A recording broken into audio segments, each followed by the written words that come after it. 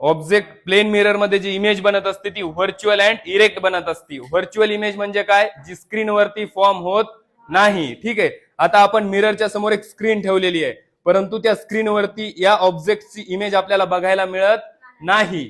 Okay, म्हणजे ही image कशा प्रकारची आहे, व्हर्च्युअल आहे. ठीक आहे, त्याच जागेवरती जर मी प्लेन मिरर काढला आणि त्या ठिकाणी जर एखादा स्पेरिकल मिरर ठेवला, काय ठेवला, स्पेरिकल मिरर, की जी व्हर्च्युअल इमेज असते ती स्क्रीनवरती फॉर्म होत नाही, परंतु जी रिअल इमेज असते ती काय आहे, स्क्रीनवरती फॉर्म होताना आपल्याला बघायला मिळत असते. आता या ठिकाणी जे आपल्याकडे कॅन्डल आहे, तर त्या कॅन्डलची आपल्याला या ठिकाणी रिअल इमेज जी आहे स्क्रीनवरती ऑब्टेन होताना दिसत आहे. ओके, तर जी रिअल इमेज असते ती काय होत असते, स्क्रीनवरती ऑब्टेन होत असते, फॉर्म होत असते. या ठिकाणी या कॅन्डलची इमेज जी आहे तर आपल्याला स्क्रीनवरती बघायला मिळते. याचा अर्थ असा आहे, ही जी इमेज आहे ही कशा प्रकारची आहे, रिअल आहे, जी की प्लेन मिरर मध्ये आपल्याला कशी बघायला मिळत होती, व्हर्च्युअल. कशा पद्धतीने बघायला मिळत होती, व्हर्च्युअल.